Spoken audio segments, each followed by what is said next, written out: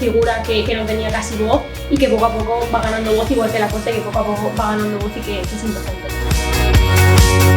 Este proyecto que estoy fomentando es fundamental, sobre todo porque ellas lo van a trasladar a sus respectivas fallas y a los foros de discusión o de difusión que van a tener. La intenció és que les falles caminen per aquesta senda, que siguin també útils per a aquest camí que està fent la dona en tot el món i també a la nostra ciutat, d'anar conquerint espais per dret propi, ¿no? Nuestro objetivo es como las falleras, que son representantes de nuestras fiestas, al final y al cabo son un altavoz que hay en la sociedad para fomentar los valores de la igualdad.